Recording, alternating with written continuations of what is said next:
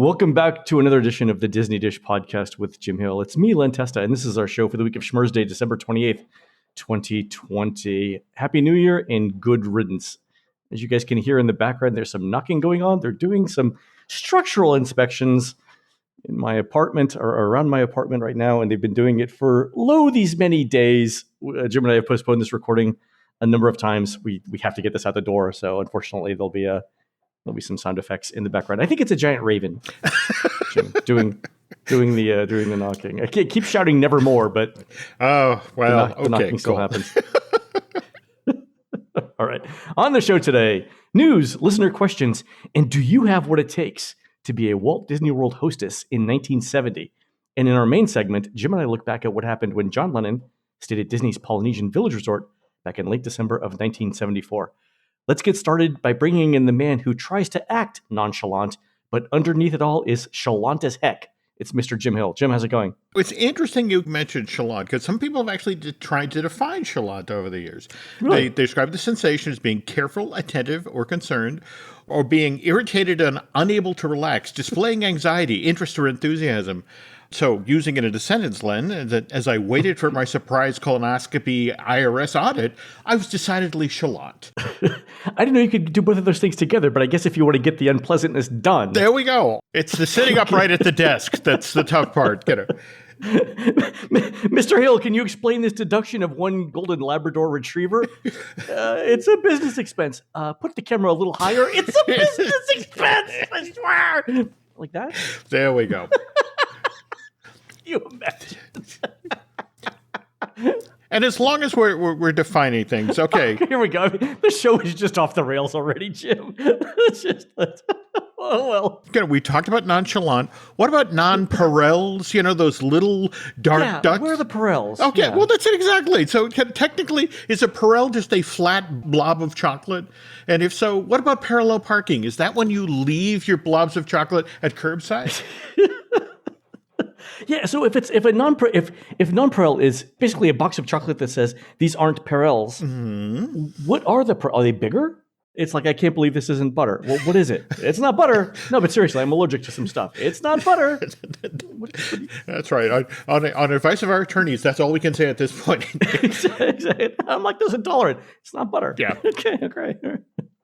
All right, Jim, let's do a shout out to subscribers over at DisneyDish.bandcamp.com. Thanks to new subscribers, MJ Holla82, Call Jamie, and Jim T. And longtime subscribers, Philip with the Jeeps, David P2112, I think he's a Rush fan, and Donna Quack, I hope she's a medical professional. Jim, these are the folks pitching a classic reboot titled Peter Pan, Vampire Hunter to Disney Plus, in which Captain Hook and Mr. Smee are creatures of the night. The ride almost refurbishes itself, doesn't it? True story. Ooh, you know, Jim. I've been touring. I've been doing touring plane testing in the Magic Kingdom a lot over the last month. You know, making sure all the models and everything are correct. I spent a lot of time on Peter Pan, and I'm like, you know what? This needs vampires. There was actually, in fact, I followed this script for years. This is a legitimate project that flips the script on the Peter Pan legend. The idea is that what if you tell the story of Peter Pan, but from the point of view of children have been stolen out of bedroom. You have a distraught mother, all right, and who comes to investigate it but Police Captain James Hook. Ooh. Now you're pursuing this horrible being, Peter Pan, who comes in the dead of night and steals children. Oh, maybe Peter Pan is the vampire. Oh, even better. Oh. Okay. Is someone writing this down? How long does the treatment need to be? Like 2 pages? The sad thing about it is an executive at Disney Plus. Hang on. Need a pen. I got her film for 2024. Hit pause on my phone. There you go. All right, Jim, let's do the news. Folks, the Disney Dish News is brought to you by Storybook Destinations, trusted travel partner of the Disney Dish podcast. For a worry-free travel experience every time, book online at storybookdestinations.com. Jim, every show should begin with a round of self-congratulations. On last week's show, we noted that low occupancy rates at some of Disney World's hotels, and we wondered why Disney wasn't offering more hotel discounts. And then a couple of days later, Disney launched a new discount. And this one is Walt Disney World is offering 2 additional days of theme park tickets when you buy a non-discounted 4-night, 3-day room and ticket package at certain Walt Disney World Resort hotels. And that's from January 8th, which is in a couple of weeks, through September 25th, 2021. So this is basically a 9-month discount, Jim. Woof. What does that tell you? We're heading into a decidedly soft period. Yeah. With everything that's going on with COVID right now, I would imagine there are thousands upon thousands of people who were thinking of heading down to Orlando that are stomping the brakes. So they need to dangle something additional to get those folks to head on down, and 2 additional days. I think this is the introductory offer here. Wow. Okay. I wouldn't be surprised to see more stuff. Yeah. Also, Disney announced that Blizzard Beach will be the water park reopening on March 7th, 2021. No word yet on Typhoon Lagoon, but we knew that Disney had already said that there was going to be one park opening. We know it's Blizzard Beach. That's good. Yeah. Well, all right. Got to start somewhere. Also, Disney's announced that the Taste of Epcot International Flower and Garden Festival will run March 3rd through July 5th, 2021, which is 125 days, the longest International Flower and Garden Festival of all time. Jim, I would expect that Food and Wine will start again the following week, as it did in 2020. What do you think about this? By now, you've been over to Epcot and you've seen the aircraft carrier that's parked out in World Showcase Lagoon, right? Yeah, it looks like something that should be in one of the Avengers movies. I'm waiting for Nick Fury to yell at me to get on the damn aircraft carrier any day now. We still have 3 chunks backstage. Yeah, I think that's the biggest part, though, isn't it? Yeah, though our buddy BioReconstruct sent us some imagery of when they were testing the arm component as part of the show backstage, and it's like, geez, this thing, it's big. But again, this was the first time they're doing a projection show of sorts out in World Showcase, and they needed large surfaces. But I'm just going to be intrigued to see this thing when they fire it up as a water feature during the day. That's what I'm thinking. Can you imagine the volume of water that they're going to have to move to produce fountains that hide that? Has anybody broke this to the folks at the Riviera? By the way, roughly between 10 and 8 at night, you're not going to be able to flush a toilet. I'm really sorry. That's what it is. But I mean, the amount of power that those water pumps are going to have to consume. I mean, are we basically telling everyone in the Orlando area, look, between like 11 a.m. and 9 p.m., if you could just not use air conditioning, that would be great. Yeah. This thing is going to be throwing water in the air. You know, it's not like Florida needed more humidity. I admire the ambition, and let's see how it goes. But I'm kind of excited to see it. I mean, at this point, same thing here. Yeah, at this point, I want to see what the show looks like. So, speaking of food, Jim, I was over at the studios last weekend, and I have to share with you the single greatest culinary invention in the history of Disney's Hollywood Studios, and that is the Baseline Tap House Caramel Apple Whiskey Creme Brulee. Wow. This is a hockey puck size thing of creme brulee that's $9 or no, I'm sorry, it's $14. And you look at it and you think, I don't know how this can be worth $14. And Jim, then you take a bite of it and you're like, I would buy more of these and make this my only meal of the day. It is delicious textured creme brulee with caramel on top, with a nice little flavor of whiskey in it, and then very tiny diced apples in cinnamon at the bottom. And it is exquisitely done. The proportions of everything are perfect. The textures are fabulous. There's a variety of tastes in there. I didn't think it was worth it. I took one bite, and then my sister Christina and I had to fight over the rest. Well, I was about to say, who ended up with a fork in the back of their hand? Well, this is mine. The good thing is that she was filming me eating it for Instagram, so I got to eat all of it on camera. And she couldn't fight me because she was holding the phone while she was recording it. So, you know, a win's a win. I'm going to take it a weekend. Yeah, but absolutely fabulous. Really, really good. I don't know how long it's going to be there, but if anyone's going over the holidays, yeah, definitely the thing to get. Oh, very cool. All right, Jim, let's move on to listener questions. Our friend Tony has 2 questions for you, Jim. The first one is, why has Disney discontinued the giant Mickey on the side of the Contemporary Resort? And Jim, on this one, I had to go back and look to see when Mickey Mouse was on the Contemporary Resort. How long ago did that happen? They discontinued putting this giant Mickey-shaped wreath up when they opened the Bay Lake Tower, which again was August of 2009. Evidently, because now we have the new Bay Lake Tower, and we Mhm. really need to be thinking of decorating the whole resort. Because remember, prior to that, the focus was primarily on decorating the A-frame because you had the two garden wings, so to speak. My problem, though, is that Cheapskate Princess has a photo up on Pinterest that actually shows the walkway in place going over to Bay Lake Tower with the Mickey wreath up. And I'm wondering, was that maybe done one last time in 2008 before they opened the hotel? Ooh. By the very name, The Contemporary, they've always struggled to stay on the cutting edge of what holiday decorations are thought to be like. And have you ever seen the tree for the first year at The Contemporary, where it's just No. basically red plastic ribbon on a giant metal frame? This was in the 70s, so they were going for 70s Christmas tree? Even for a 70s Christmas tree, this just pins the needle and in the truly ugly direction. Ah, I love a mid-century Christmas tree. Oh, but this could be used to break prisoners at Guantanamo. This was just bad. Ooh, I see it. Ooh. Yeah. Yeah. So That's... Huh. So that at least is the way it was explained to me, that once the Bay Lake Tower opened up and they had to think, okay, we have to decorate both of these hotels.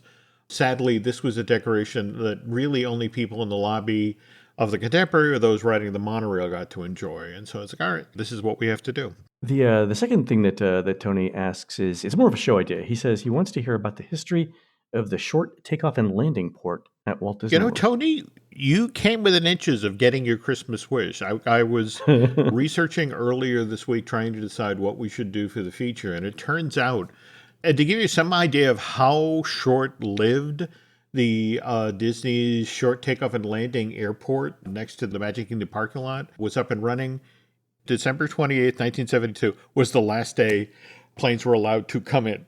Yeah, so it lasted a little over a year. Yeah. Whew. And the planes that landed there were 10, 12 passenger. If that. Lots of Piper Cubs. Yeah. And one of the reasons I didn't go forward with this story is I still have to chase down. There was a story about why it was so abruptly shut down. That supposedly there was one pilot who really wanted to give his passengers a thrill, so they flew over the Magic Kingdom and got very, very close to things. Or at least that's the story I've been told. And to shut down in the week between Christmas and New Year's at Walt Disney World, that's tough. That's kind of unusual. Yeah, we're going to close on the 28th, middle of the week. No reason. I like that the airport code for this, the IATA code, was DWS, like Disney World short takeoff. And apparently Eastern this was like an Eastern hub for that 1 year, right? Yeah, yeah. Amazing. Tony, I'll make one more run at this and see if we can, because again, I want to get that story confirmed, because that's I've always heard from old time managers. It's like, yeah, that ran until the crazy guy made a flyby of the castle during a holiday week. Oh yeah, that's why you couldn't do it. Yeah, that totally makes sense. All right, I get it. Mm-hmm. All right, Jim, our friend Patrick sends in an ad from the year 1970 for a Walt Disney World hostess. So for our listeners here, I want you to think of this as an ad, and you tell us whether you qualify. Ready? Disney World hostess. You're invited to explore exciting career opportunities on a part or full-time basis. The world's largest and most exciting vacation complex, opening in October 1971, is selecting an elite core of girls now for Preview Center hostesses. More hostesses will be needed later as the opening draws near. Special hostess training and sharp modern costumes help you present the magic of this soon-to-be-opened vacation kingdom of the world with style and congeniality. All right, so right off the top, Jim, I'm thinking that this is a Sandra Bullock ad right here. Miss Congeniality. Yes. Opportunities are open for full-time careers as well as part-time employment. These part-time positions are ideal for college students. Hostesses earn good pay and enjoy a generous benefit program. If you meet the following qualifications, Jim, please apply in person. And there are 6 qualifications. Are you ready? Okay. First of all, you must be personable and like to work with people. I mean, that's you and me right there. Okay. Right? 2, must be at least 18 years old. So we're both still good there. Mm-hmm. 3, attractive, neat, and well-groomed. Well, there we go. Oh, well. Okay, let's go ahead and... Enthusiastic, natural personality. We're enthusiastic. Okay. Intelligent. Foreign languages, a plus. Does Pig Latin apply? I mean, 3 out of 5 ain't bad. Mm-hmm. And then finally, flexible work schedule, must furnish your own transportation. I can basically walk to the Magic Kingdom from where I live in Celebration. Mm-hmm. So it says to apply in person from Interstate 4, drive north on Highway 535. Interview office is located directly north of Stuckey's and is open from 8 to 5, Monday through Friday. Now I want to know where that Stuckey's was. Just to fill in a little more information here, Len, I am holding a copy of the Hyperion Historical Alliance Annual for 2020. And there is a story in this year's issue about the preview center at Walt Disney World when they brought these girls in. So just to sort of paraphrase here, the interviews for the preview center for the staff, the very ad that Len's reading here, they were held October 30th through November 2nd, 1969. Over 400 women were interviewed for these positions. They narrowed it down to a series of candidates, 60, and then further winnowed it down to 29. And in the end, 14 women were chosen to serve as hostesses at the center. And believe it or not, Len, I have their names. We have a Sharon Anderson, a Cheryl Roberts, a Barbara Allen, a Susan Woods, a Diane Laporte, a Judy Ivey, a Joanne Sanders, a Behester Green, Susan Geisler, Inez Lightsley, a Deborah Dane, Helen Chenoweth, Lorraine DiNapoli, and finally, Marsha Cooper. And these young ladies worked in a $500,000 facility that Disney built, the Preview Center, and soft opened January 10th, 1970. 50 years ago this year. I also have to tell you, Len, I'm looking at a photo of the staff together, and I don't think you and I could have pulled off the outfit.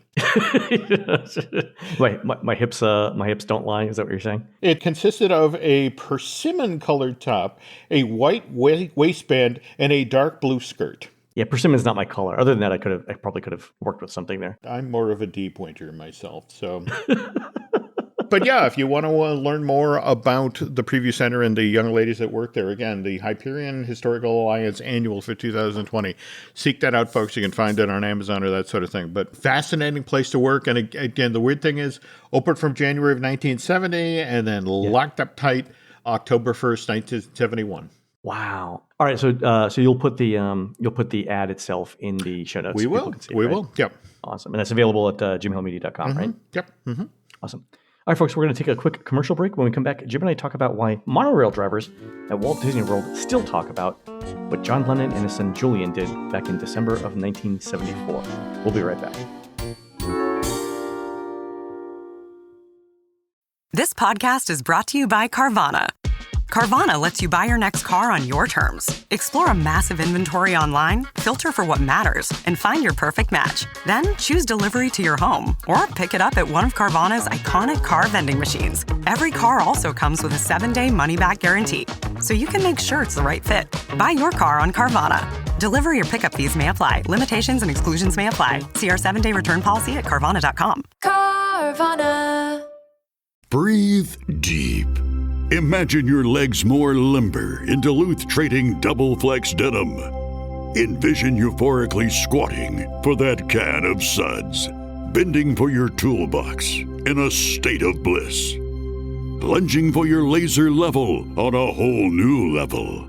Relax and allow the flex to fill you with ability.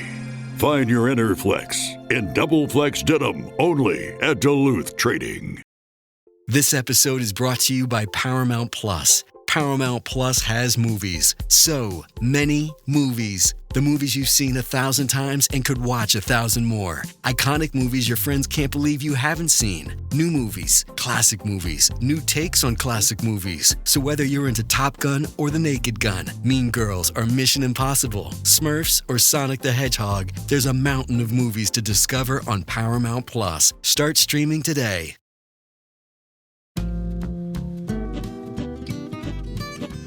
All right, Jim, you mentioned John Lennon and his son Julian. Mm-hmm. So I need to tell you a story about Julian Lennon. Okay. When I lived in Greensboro, the gentleman who lived behind us, was a jazz musician who worked with Julian Lennon on The Lot, the album. Oh. And had nothing but nice things to say about the man himself, but said that the record company never paid him for the work. So I actually looked it up. He's actually listed as a performer on the album, but said that Julian, when he was let's say in a non-sober state, he would complain that Julian Lennon owed him $500,000 in royalties. So every time Laurel and I would hear Julian Lennon on the radio, it would be like, "Damn you, Julian Lennon!" I don't know if it's true or not. Anyway, every time we hear Velat, right? It's like, oh, Julian Lennon. Yeah, anyway. Okay. Again, we mentioned our friend of the show, BioReconstruct, a few minutes ago. And just recently, they posted some photos. They did a flyover of the Poly. Right, showing the construction with the of the Great Ceremonial House. Right? Yeah, and what they've done to the monorail station in front of the Great Ceremonial House was just basically flatten it. They're building a brand new take on the facility, as they're also changing out some of the structural timbers on the ceremonial house. I guess, given the work that's being done on the monorail station there, this is as good a time as any to look back on December of 1974, which was when John Lennon stayed at the Poly. There are cast members even today who talk about how John and his then 11-year-old son, Julian, who couldn't possibly owe anybody $500,000. He's only 11. Probably it's his management company. There we go. So let me just say, the thing that amazes me about the Polynesian, even today, is that you can go there and find people who were working in 1971. Oh, yeah. Like the last time I needed my luggage moved, the bellhop who came in to move my luggage, we get to talk and everything, had literally been there since 1971. Like, would you start when you were 12? Like, were child labor laws different back then? What? Well, that also gives you some idea of when Disney World actually opened up. And remember, there's the famous story about Dick Nunes finishing the lawn in front of the Contemporary, yelling at the people laying sod, "Green side up." If you had a pulse, you had a job at Walt Disney World. So, so I would imagine they were 10-year-olds. Like, "Hi, you're a bellman." It's like, what? Congratulations. But as you said, there are, in fact, cast members who have worked there since the early 70s. In fact, they still talk about how Lennon and his son Julian, when they stayed at the Poly, they would go outside, they'd wait for the monorail to come around. In fact, they had befriended a specific cast member who we'll talk about in a few minutes, and climb into the front cab of the monorail, and they'd spend an hour in that compartment with this particular cast member, and endlessly making loops from the Poly to the Magic Kingdom, to the Contemporary, to the TCC over and over again. And really, the reason they were doing that, Len, is as soon as they were out of sight of Walt Disney World managers, these same cast members would allow John and Julian to slip behind the control console and actually drive the monorail. Whom among us hasn't driven the monorail at some point, Jim? Anyway, there's another reason, of course, that has to do with why the folks at the Poly remember John Lennon, because it was at the Poly that John supposedly was the last of the members of the Beatles to sign the agreement that then officially dissolved the Beatles. And the paperwork arrived at the front desk, and the bellman ran it down to John's room, and he actually had to tip the guy to end his career with the Beatles, which I thought was interesting. But the history of the Beatles and Disney are weirdly intertwined as far back as the early 1960s. And really? Yeah. Some of that comes, of course, on the heels of the fact that November 63, JFK gets assassinated, country plunges into mourning. And this period of mourning basically holds Len till February of 64, which is when the Beatles flew into what had previously been known as Idlewild Airport. In fact, JFK. See, but that's the thing, Len. They changed the name from Idlewild to JFK. It was a month and 2 days after Kennedy had been assassinated. Yeah. And if you think about it, if we talked about doing this today, that'd be 18 months, 2 years of meetings and focus groups. And yeah, it wouldn't be anything. So it's funny when the TWA hotel reopened, I guess it was 2018 at the JFK airport. It's Terminal 5. It's basically connected to the JetBlue terminal. They actually brought in the Beatles, as far as I know, it was the real Beatles, right? I mean, let's face it. They brought in the Beatles to reenact. Oh, no! Coming. And so it was full of press people, and Laurel and I had actually booked a room there that night because we liked the decor and everything. But people lost their minds. There's video of it online. You look at the Beatles TBA Hotel 2018 or whatever.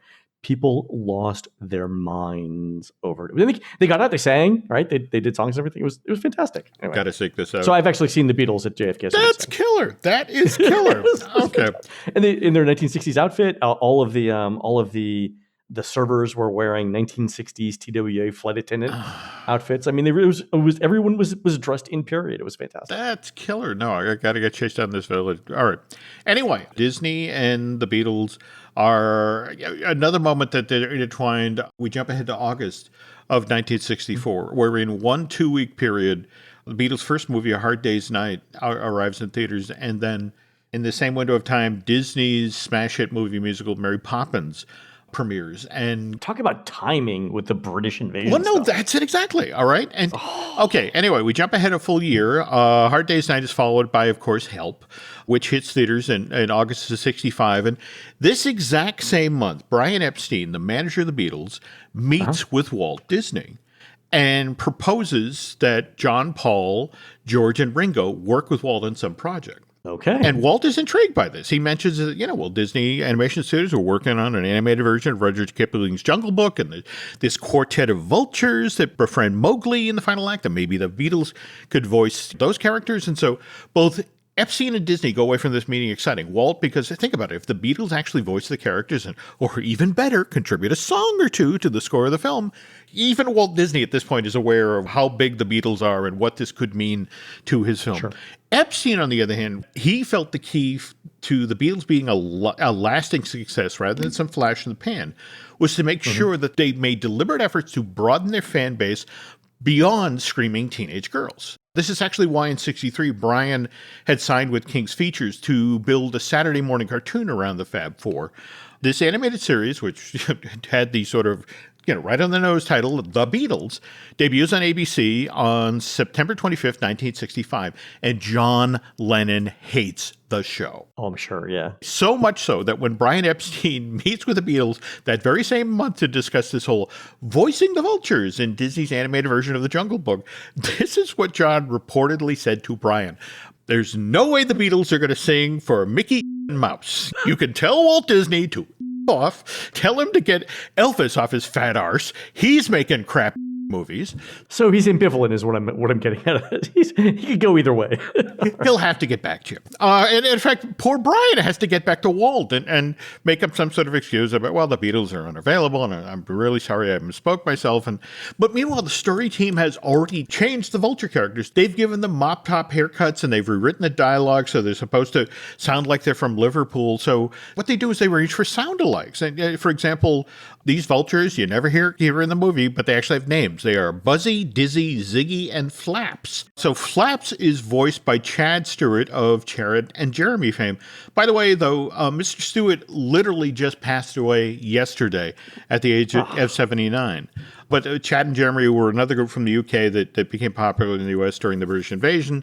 And Dizzy was voiced by Lord Tim Hudson, who was a DJ in the LA market, hugely popular, also had come over, part of the British invasion. Jon Favreau is out doing publicity for his photorealistic version of Jungle Book in April of 2016.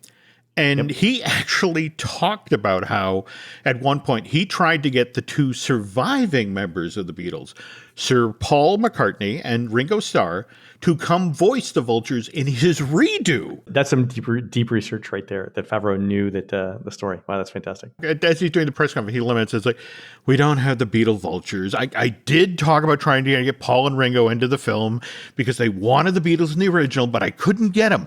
We came to the idea too late. But maybe if there's a sequel, and by the way, there is in fact a Jungle Book sequel in development for Disney Studios.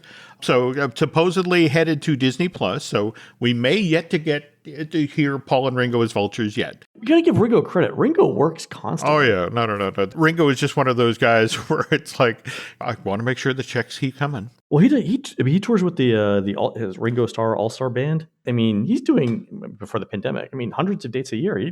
The dude enjoys the music. And I was reading something about him, about how the All-Star Band sort of rotates, right? It's sort of, people come in and out of it. And the number of people that have done it, is dozens, if not in the hundreds. But everyone had nothing but good things to say about working with Ringo Starr, that he shows up, he expects everybody to be professional. If you're a guest musician, you get to play, 2 or 3 of your hits, and Ringo will support you on it. So, everyone gets a little bit of promotion. but everyone is supposed to give up their ego when they're in the All-Star band. Yeah, it was Well, in fact, I've heard the very same thing. Sometimes it's other members of the All-Stars who will know of a performer who's having money issues or down on the luck or that sort of thing. And it's like, hey, can we bring him in for the next tour? And it employs older performers and gives them that little bit more time in the spotlight. Yeah, I've actually heard the same thing. That's fantastic. All right, anyway, getting back to John Lennon now. Just to be clear here, John Lennon did not hate all animation. When he actually got to see work-in-progress footage from Yellow Submarine in late 1967, Lennon was so taken by the look and the style of the animated feature that he insisted that the Beatles shoot a live-action cameo, and that they find time in January of 1968 to do that. Up until that point, they were just sort of like, yeah, do whatever you want with it, but no, we want to be part of this. And speaking of Yellow Submarine, I want to remind folks that August of 2009, Walt Disney Pictures announced that they would be collaborating with Robert Zemeckis on a remake of Yellow Submarine. It was going to be done in CG, performance capture project. Unfortunately, the 2009 holiday season was when the Jim Carrey version of A Christmas Carol came out. Didn't do the business that Disney expected. They still kept going with Yellow Submarine. They went so far as to actually hire performers. The comedian Peter Serafinowicz, he was going to voice Paul McCartney in it. Dean Lennox Kelly was going to voice John Lennon. Carrie Ellis of Princess Bride fame was going to voice George Harrison. And finally, Adam Campbell was going to voice Ringo. And they even hired a California-based Beatle tribute band, the Fab Four. In fact, Glenn, I wonder if those are the guys they brought in for the reopening of the Pan Am building. Maybe so. But anyway, original plan was Yellow Submarine was going to be completed in time to have its premiere in the UK just as the Olympic Games were being held in London in the summer of 2012. But Image Movers Digital released Mars Needs Bombs, and that was such a big bomb. Disney just at that point abandoned the idea entirely of doing a Yellow Submarine remake. It's got an A-team bunch of performers associated with it, Joan Cusack. It was one of these things, the wrong film with the wrong time. In fact, I was on the phone with Simon Wells the day the movie was crashing and burning. He did the screenplay, right? Well, he directed it. And he also, he worked on the script. Okay. But as he and I were on the phone talking, it's the day that the tsunami hits Japan. Both of us have televisions on in the background as we're doing this interview about Mars Needs Bomb, and Simon's like, look, I just had a film that bombed at the box office. This, in comparison to what's going on over there, these people have lost their homes, their lives. It's like, my animated film didn't connect with people. Big deal. All right. So a corporation loses money. By the way, back to Robert Zemeckis, December of 2012, when asked about Yellow Submarine basically being shut down, it's like, well, look, it would have been great to bring the Beatles back to life, but it's probably better not to remake Yellow Submarine. I mean, you're always behind the eight ball when you're making a remake, and as the Oracle foretold, Robert Zemeckis. Go ahead. That's right. Was it just 2 weeks ago that they talked about how he's remaking Pinocchio with Tom Hanks playing Geppetto, and it's like, what is that about people who make mistakes in the past, Len? Something about condemned to repeat them? I'm okay. All right. Yeah. Back to John Lennon. John, after he and Yoko moved to New York City in 1971, he deliberately steps out of the spotlight, and he largely concentrates on his family and his private life. He writes a few songs, records a couple of recordings in those first few years in New York. In fact, the very last time he performs on stage, Len, is at Madison Square Garden. He joins Elton John on stage in November of 1974 and performs Whatever Gets You Through the Night.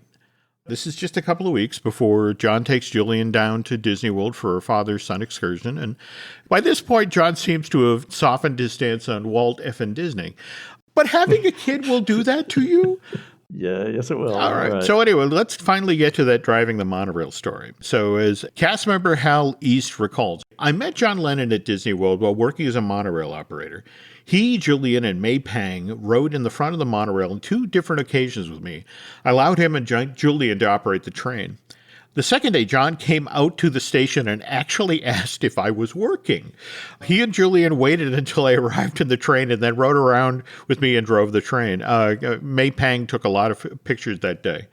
And as they left the train that day, John asked, would you like to take some pictures? And he actually waited till I retrieved a camera. And so they have this great 8x10 of Oh, that's nice. two of them together. And May Peng, who started off as John's personal assistant and production coordinator, and then became something more after John and Yoko separated in 73, had a really fun story about what happened when she and the Lennons were staying at the Polynesian Village Resort. So she talks about riding the Disney World monorail back to our hotel. I heard a father say to his son that he heard a Beatle was visiting. And the kid asked, which Beatle? And the father said, George Harrison. And May burst out laughing. George Harrison. That would have been my third choice, my third guess. All right, so John leads over to ask why, and May explains that we all start laughing so hard that the father turns around and suddenly realizes which Beatle was at the park that day and why we were laughing. And John then says, it's okay. We all look alike. All the British people look alike. As John, Julian, and May are staying at the Poly, that Lennon reportedly signs the agreement that officially dissolves the Beatles. And the group had unofficially disbanded in September of 69 after they finished on working on Abbey Road. And everything was kind of kept in abeyance because, there was kind of a hope that maybe John, Paul, George, and Ringo would settle their creative differences, and then the Beatles could move forward and continue to great music. In fact, you may remember there was a running gag on the first season of Saturday Night Live when Lorne Michaels would hold up a check. I was going to mention that because the story is that McCartney and Lennon were both in New York. Yes! And they saw that one night, and they called each other, and they tried to get there, but figured they couldn't get there in time taking a cab. Could you imagine? Just show up at 30 Rock, and it's like, hi, we're here. Yeah. Lauren called us.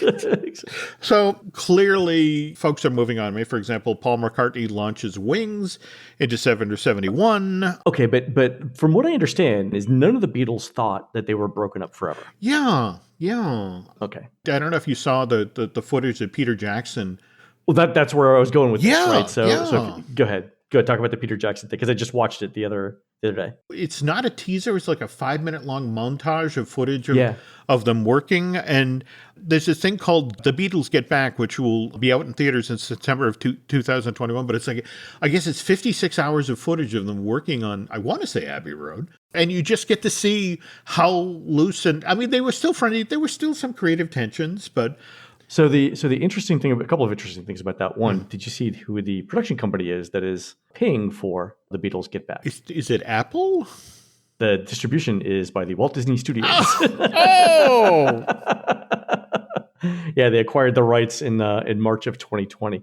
But did you see why Peter Jackson wanted to do it? Because basically he said that the original movie, which was Let It Be, right, which documents was so negative that he didn't believe that was the actual tone of the conversations at that time. So he goes back and starts looking at footage, and he's talking to Ringo and to Paul, and they're like, that movie was way too negative. It's not the way it happened. They took all the bad parts out for drama, right? But we actually were getting along, and none of us thought the Beatles were broken up forever.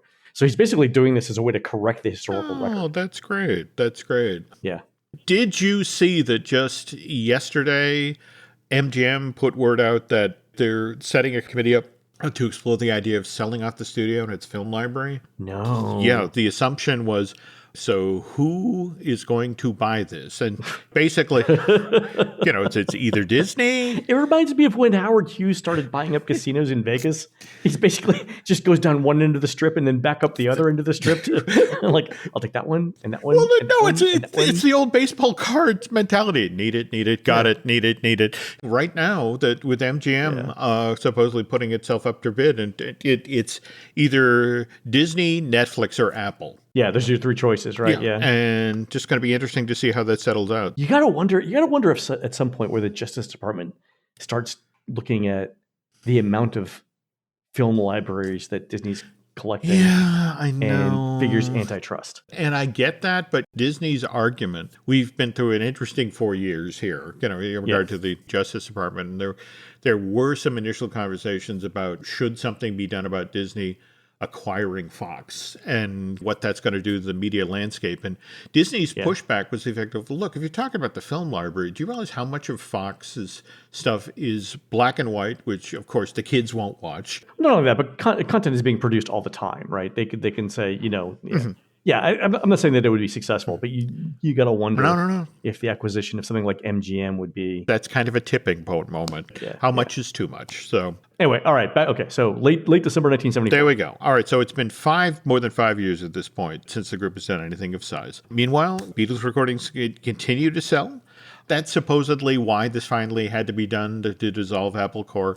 Which, by the way, I only just found during the research of the show that the reason they called it Apple Corps is that it was the pun. They loved the idea. Yeah, that's what I figured. It was John Lennon and Paul deciding that that's funny. That is. But again, I'd never put that together. But now it's time finally to formally dissolve the Beatles. So, and by this point, John and George and Ringo have already signed the document. So, as the story goes, this enormous contract gets delivered to the front desk at the Poly.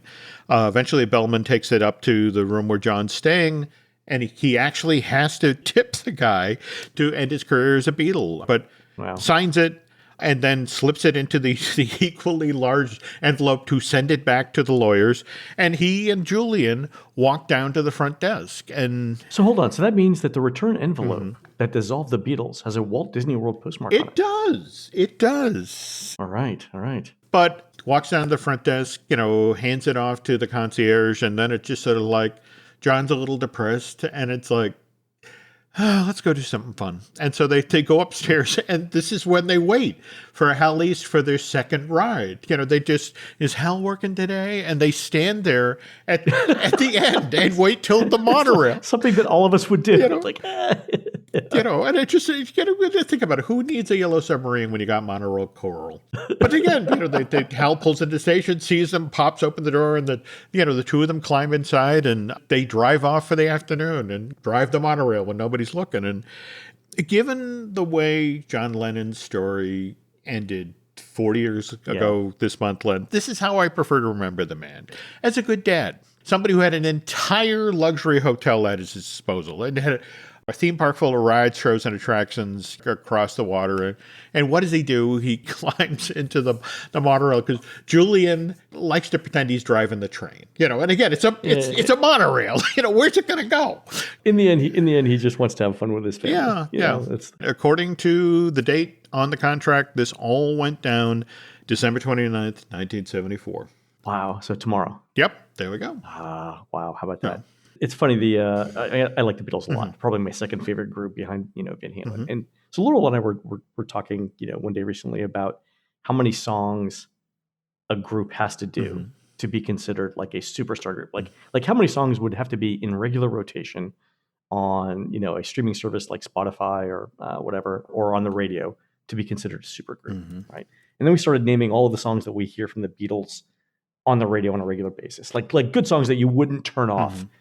And we came up with between 25 and 30, which is an astronomical number of songs from one group that you would, if you heard on the radio, or on streaming, you would not turn off. I mean, and so for comparison, Van Halen, my favorite group, there are fewer songs than that, right? And it's number one, the output that they have, the number of songs that they have that we all love, right? I mean, even like Hannah, who is 22. Does not like as many Beatles songs as I do, but certainly likes quite a few of them. And she was born almost 20 years after John Lennon died. Right? She barely knows the Beatles. The other thing that's remarkable about the Beatles is how they changed as the 60s progressed. No. In fact, it's so interesting you say that, because that's actually one of the reasons John hated the animated series, because it was, the thing that ran on ABC, because it locked them into the look from when they got off the plane at JFK, and they had the mop top, and they were in the gray suits, and it's just, by even in the 2 years that it took from when Brian Epstein signed the deal to when the show began airing in the September of '65. They changed their look. They changed who they were, and it was maddening for John. It's like, that's a time capsule of who I'm not anymore, and that was one of the issues he had with it. But again, you were just talking about how many songs does it take to be considered a timeless rock group, and think about it. They just finished working on Abbey Road. I'm just looking at the song list for Abbey Road, and on this one album, you have Come Together, Maxwell's Silverhammer, Octopus's Garden, Here Comes the Sun, and Carry That Weight. I mean, That's Yeah. 5 great Beatles songs on one album. Yeah, Here Comes the Sun is like in my top 3 of Beatles songs. Yeah. Yeah, that's fantastic. Yeah. I was on a train ride. Again, we're just digressing here. I was on a train ride, I think to Pittsburgh from New York last year, and I decided to, like they periodically reissue Beatles albums, or they come out with new material. So Spotify had this playlist of every take of Sgt. Pepper's Lonely Hearts Club Band. No. Like all like 64 versions or whatever. And I listened to them all in order, and it's remarkable to hear how the song progressed from take to take. I loved it. It's so interesting you say that because of the montage. And again, I highly recommend folks seek out this teaser for the Peter Jackson Beatles Get Back, because you get to watch them actually. They're recording a song and they'll stop like 30 seconds in. No, it should be faster. Yeah, I saw it's from the montage, right? Exactly. Yeah, just the whole notion of that. Even they were all right, faster, slower. Should you come in? It's fascinating to watch them work, and they are such animals of how they were brought up. But from again, when you were talking about Ringo and his all-star band and helping out musicians who are out of work or down on the luck or that sort of thing, bringing them into the tour, or for that matter, I love John Lennon bonding with the Disney World. I mean, I just love the notion of him going up. He's just a regular guy, yeah. I mean, they're just kids from Liverpool at the end, right? I love the notion of him walking out to the Poly monorail station. Is Hal working today? If not, Mr. Lennon, we will bring him here for you. There we go. Exactly. Yeah. Fantastic story. Yeah, well, we're glad to share it. And again, I know it's been a tough year for everybody, folks. So here's hoping 2021 is this full of these sorts of stories. Yeah, better stories. That's great. All right, folks, that's going to do it for the Disney Dish show today. Please head on over to disneydish.bandcamp.com, where you'll find exclusive shows never before heard on iTunes, including new in-park audio and a special series we're doing on Epcot storytelling.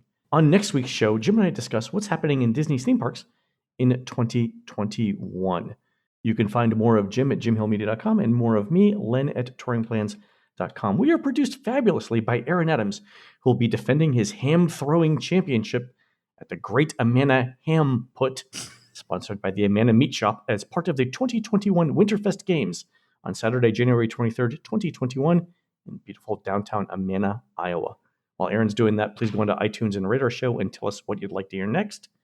For Jim, this is Len. We will see you on the next show.